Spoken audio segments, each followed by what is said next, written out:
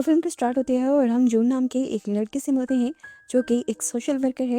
Instagram पे बहुत से उसके फॉलोअर्स हैं, पर वो कभी भी अपना फेस रिवील नहीं करता। लोगों की मदद करने के लिए वो एक छोटी मोटी जॉब करता है और उसे अभी फुल टाइम जॉब की ज़रूरत है। ऐसे ही संग, उसका दोस्त, उसको भी फुल टाइम जॉब की ज़रूरत है और वो एक डिटेक्टिव बनना चाहता है। रात को इन दोनों की मुलाकात होती है इनकी बिल्डिंग में ही एक नई लड़की से जो कि एक्ट्रेस बनना चाहती थी। वो इन दोनों को बहुत अच्छे से हाय बाय कहती है और इनका नंबर लेकर चली जाते हैं। और तभी कुछ ही देर में उस लड़की के पास एक मैसेज आता है एरशकी गेल नाम के एक अकाउंट से। वो उससे उसकी जिंदगी का मकसद पूछते हैं। वो लड़की उसे जवाब देने लग जाती है और तब उस अकाउंट से उसे एक अजीब सा मैसेज आता है जिसमें लिखा हुआ था, ये सारे काम दुनिया का बस एक भ्रम है। यहीं पर इनकी बात चलती रहती है और हमें दिखाया जाता है कि यही लड़की अब रात को जून को भी मैसेज करती है, लेकिन वो ना उसका मैसेज खोलता है और ना ही रिप्लाई करता है। अब अगला दिन स्टार्ट हो जाता है और जून एक साइकोलॉजिस्ट से मिलता है जिसका नाम है मिस पार्क। वो भी जून की तरह लोगों की मदद करती है, फ्री में लोगों को सेशंस देकर। कुछ देर वो भी मिस पार्क से बातें करता है और इसके बाद मिस पार्क के स्टॉल की एक पिक्चर लेकर वो अपने इंस्टाग्राम पे लगा देता है ताकि अगर किसी को भी फ्री में मदद चाहिए हो तो वो यहाँ पर आ जाए।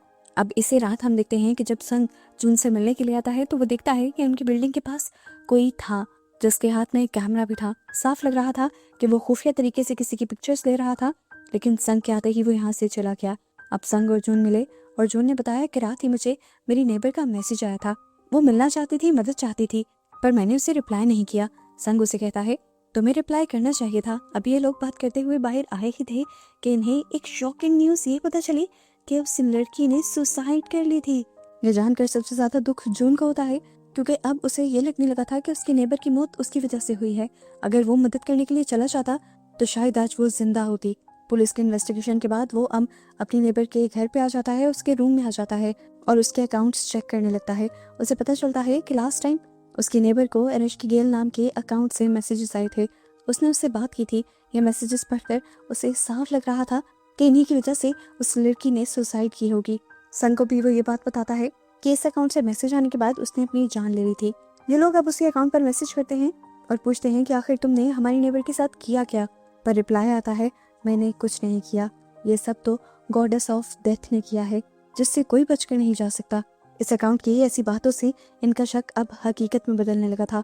ये लोग इस अकाउंट के बारे में जाकर डिटेक्टिव को बताते भी हैं, लेकिन डिटेक्टिव जवाब में कहते हैं तुम्हारी नेबर ने सुसाइड की है, सारी पोस्टमार्टम रिपोर्ट भी आ चुकी है और इसके पीछे कोई जिम्मेदार नहीं।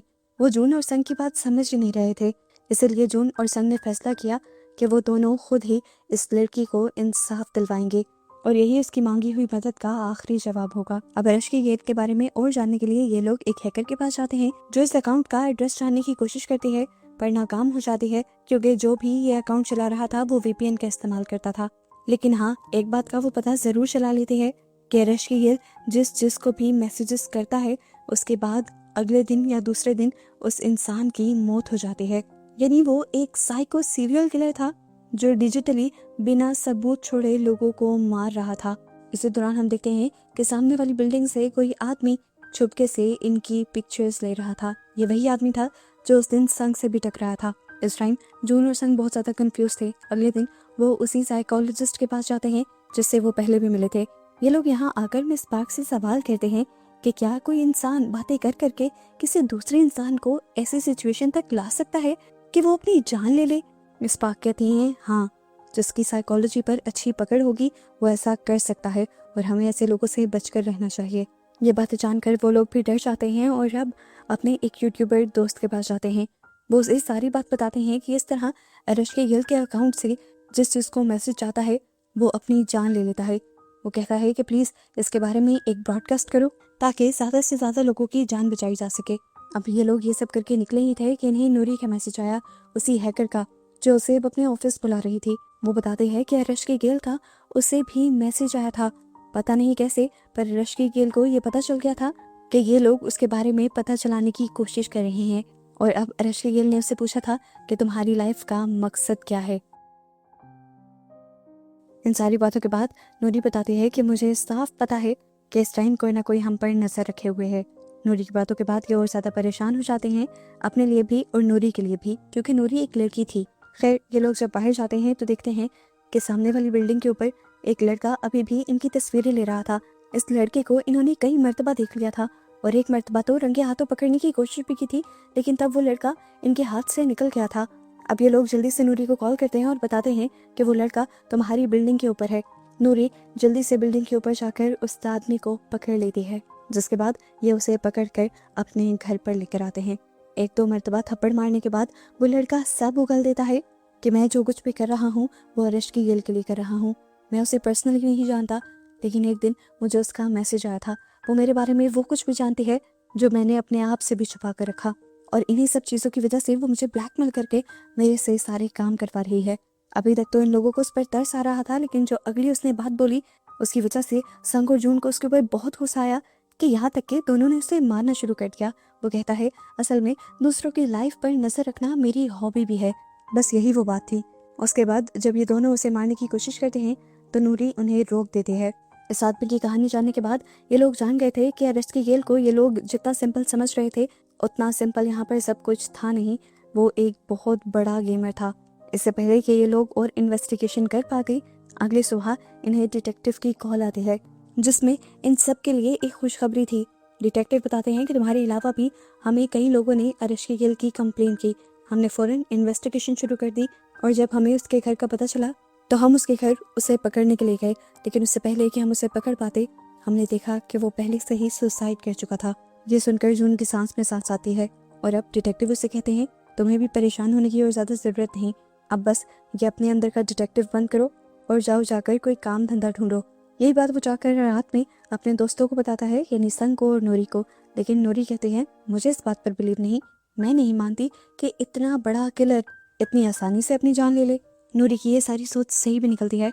रात में जब नूरी सो रही होती है तो दोबारा उसे अरेश की गेल के अकाउंट से एक मैसेज आता है और हमें अब समुंदर के पास खड़े हुए अरेश की गेल को भी दिखाया जाता है। इस टाइम उसकी शक्ल तो हमें नहीं दिखाई गई, लेकिन हाँ ये ज़रूर दिखा दिया गया कि वो जिंदा ही था। यहीं दूसरी तरफ जंग का वो यूट्यूबर दोस्त जंग को कॉल करता है और बताता है कि अरेश की गेल अब सब लोगों के सामने आ गया है और उसने एक बहुत बड़ी ब्रॉडकास्ट करने का फैसला किया है जिसे हजारों बच्चे ज्वाइन करने वाले हैं। ये बात सुनकर जून और संग को पता चल गया था कि अब अरेश की गेल एक ही साथ कई हजार बच्चों को अपना निशाना बनाने वाला है। वो फौरन इस बारे में नूरी को बताना चाहते थे क्योंकि नूरी ही वो थी जो हैकिंग करके इन सारी चीज़ों को रोक सकती थी।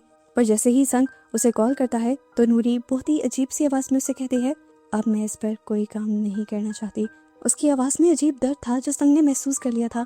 संग को लगा कि कुछ गड़बड़ है, इसलिए वो फौरन जून को लेकर वहां पर गया और जाकर क्या देखा कि नूरी ने सुसाइड करने की कोशिश की थी। वो तो ये लोग ठीक वक्त पर पहुंच गए और एम्बुलेंस को बुलाने का इन्हें मौका मिल गया, पर जान उसकी अभी भी खतरे में थी। इसके बाद ये लोग अपने यूट्यूबर फ्रेंड के पास जाते हैं और उसका यूट्यूब प्लेटफॉर्म को इस्तेमाल करते हुए एक और ब्रॉडकास्ट करते हैं और यहाँ लाइव अरेश की गेल को चैलेंज करते हैं। चैलेंज करने वाला इस टाइम संग था और उसके चैलेंज के जवाब में अरेश की गेल जो उसे जवाब देता है उससे संग खुद हैरान हो जाता है। उससे संग के बारे में भी बहुत सी ऐसी बातें पता थी जो संग ने आज तक किसी को भी नहीं बताई थी और बस ये देखना था कि संग शॉक रह गया और आगे कुछ ना कर पाया। अरेश की गेल अब संग को बिल्कुल अपने कंट्रोल में कर चुका था। वो उसे एक तरह से कह लें कि हिप्नोटाइज कर चुका था।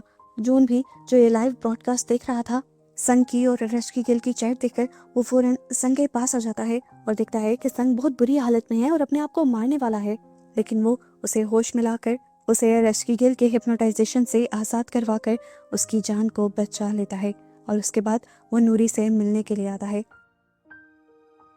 नूरी उसे बताती है कि जब मैं अरेश की गेल से बात कर रही थी तो मुझे ऐसे लगा कि जैसे किसी ने मेरी ज़िंदगी को कंट्रोल में ले लिया हो। उसने मेरी सोच को इतना नेगेटिव कर दिया था कि मुझे अपनी ज़िंदगी में किसी भी चीज़ का कोई मकसद नज़र नहीं आया और मैं सुसाइड करने पर मजबूर हो गई। नूरी आज भी मेंटली इन सारी चीज़ों से निकल नहीं पाई थी और अब वो इस चीज़ पर और काम भी नहीं करना चाहती थी, लेकिन वो जून की मदद करना चाहती थी और बाकी सब लोगों की जान तो बचाना चाहती ही थी। वो उसे एक एनवेलप देती है और कहती है कि ये एनवेलप तुम्हारी मदद करेगा अरेश की गेल तक पहुंचने के लिए। इस एनवेलप को लेकर जब वो घर जा ही रहा होता है तो उसे महसूस होता है कि उसके पीछे बहुत सारे लोग लगे हुए हैं। वो समझ गया था कि ये अरेश की गेल के लोग हैं जो उसे मारना चाहते हैं। इनसे बचकर जब वो भाग रहा होता है तो उसके सामने डिटेक्टिव को आ जाते हैं। वो डिटेक्टिव को सब कुछ बताता है कि किस तरह बहुत से लोग उसका पीछा कर रहे हैं उसे पकड़ने के लिए, नुकसान पहुंचाने के लिए। लेकिन यहाँ उसकी बातें सुनने के बाद डिटेक्टिव को खुद ही अपनी जेब से गन निकाल कर उसे गन पॉइंट पे ले लेते हैं और फिर उसे किडनैप कर कर एक अजीब सी जगह में ले आते हैं और यहाँ रिवील होता है कि असल में डिटेक्टिव को भी एरेस्टी गेल की ब्लैकमेलिंग का शिकार हो चुके थे। और जब उन्होंने ये खबर फैलाई कि एरेस्टी गेल मारा जा चुका है, तब वो जून को बस वार्न करना चाह रहे थे कि वो एरेस्टी गेल के खिलाफ अपनी ये डिटेक्टिवनेस छोड़ दे।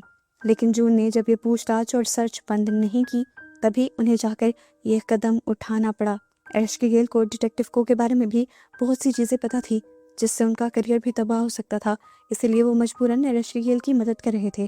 पता चलता है कि अभी तक डिटेक्टिव को भी नहीं पता था कि एरेस्टी गेल कौन है, लेकिन असल में जून जान गया था कि एरेस्टी गेल असल में है कौन। नूरी ने जो उसे एनवेलप दिए थे उसमें एरेस्टी गेल की असल आइडेंटिटी थी और वो कोई और नहीं बल्कि मिसबाह की थी, जो हमेशा जून से एक मसीहा बनकर मिल रही थी।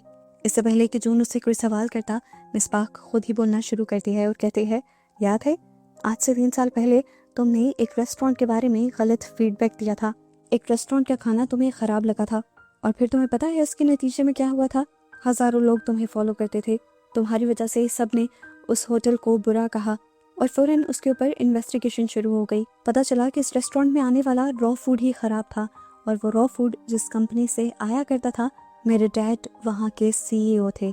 उस कंपनी के बारे में फिर लोगों ने बहुत ज़्यादा ख़राब बातें बनाई। वो कंपनी बंद हो गई और मेरे डैड ने सुसाइड कर ली और वो सब सिर्फ और सिर्फ तुम्हारी वजह से हुआ था।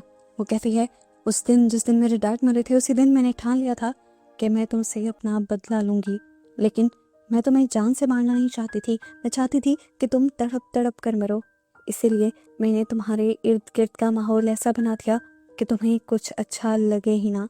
तुम चारों तरफ देखो तो तुम्हें मौत की खबरें मिले और इस सब के लिए मैंने एक एरेस्टी गेल नाम से अकाउंट बनाया तुम्हारे आसपास के लोगों के लिए। मैं तुम्हारे आसपास के लोग, तुम्हारे दोस्तों से उस अकाउंट से बातें करने लगी।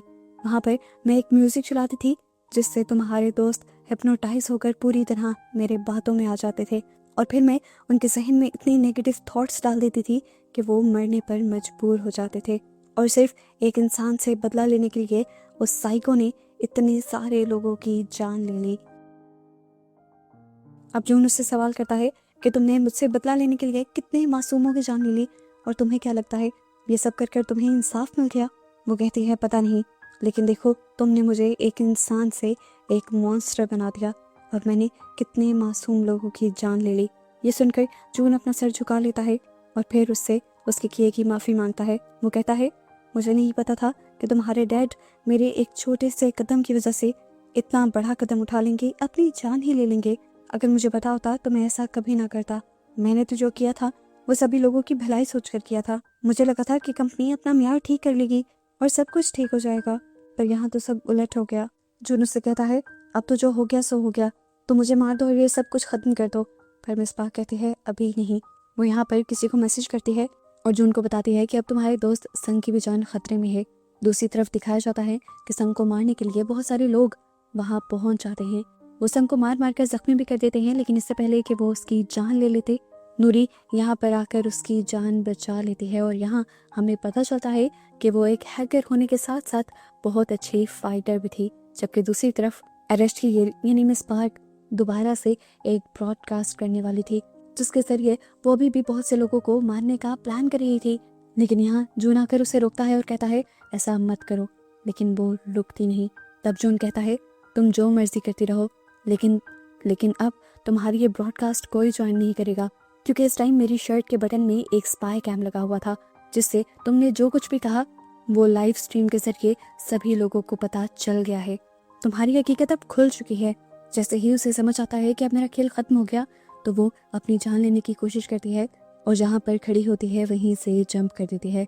पता चलता है कि जून सारा इंतजाम करके आया हुआ था और यहाँ पर पहले से पुलिस भी आई हुई थी, जो नीचे जल्दी से एक सेफ्टी मैट्रेस बिछाकर उसकी जान बचा लेते हैं और अब उसे अरेस्ट कर लिया जाता है। फाइनली जून के साथ साथ संग और नूरी तीनों बच गए थे। इन लोगों ने हजारों लोगों की जान बचाई थी। सभी लोगों के लिए ये मसीहा बन गए थे और एक ही टाइम में हीरो भी बन गए थे। पर जून ये झूठी शोहरत नहीं लेना चाहता था। उसने अपने अकाउंट पर सब कुछ सच सच बता दिया कि इतने सारे लोगों की जो जान गई थी वो मेरे ही एक एक्शन की वजह से गई थी। मैंने एक होटल को एक्सपोज किया था जिसकी वजह से मिसबाह के डैड ने सुसाइड कर ली थी और उसी का बदला लेने के लिए निस्पाक ने बहुत सारे बेकसूर लोगों को मार दिया। सारी सच्चाई जानने के बाद भी जून के फॉलोअर की मोहब्बत उसके लिए कम नहीं होती। जून अभी भी उसके फॉलोअर्स के लिए हीरो ही रहता है और वो उन सब की मदद भी करता रहता है। और ऐसे ही बस उन्हें लाइफ में आगे बढ़ता हुआ दिखाते हुए ही ये मूवी यहाँ ख़त्म हो जाती है।